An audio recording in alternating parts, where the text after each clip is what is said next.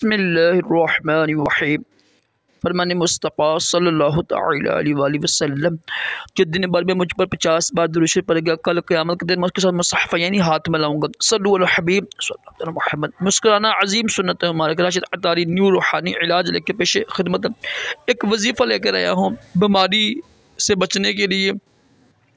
अगर किसी को बीमारी है ना, किसी किस्म की बीमारी है और बड़ी पुरानी हो गई है, थक गया बेचारा, या नई बीमारी भी अगर है ना मिसाल, तो उसके भी अल्हम्दुलिल्लाह बेहतरीन ये वजीफ़ा है, बड़ा आसान है। यकीन कामल हो, ठीक है। यकीन अगर यकीन कामल ना हो तो पूरा कौन पाक और दुनिया के तमाम वज़ाइफ भी नाकाफ़ी होती हैं।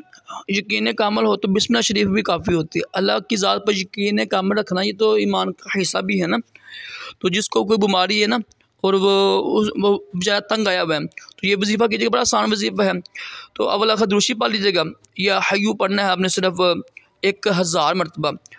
हम कर ले पानी पर, वैसे ही आप फूंक मार दें, इंशाअल्लाह अज़्ज़ व जल ये बीमारी से बचने का भी वजीफ़ा है और इंशाअल्लाह बीमारी से शिफा भी मिलेगी इंशाअल्लाह।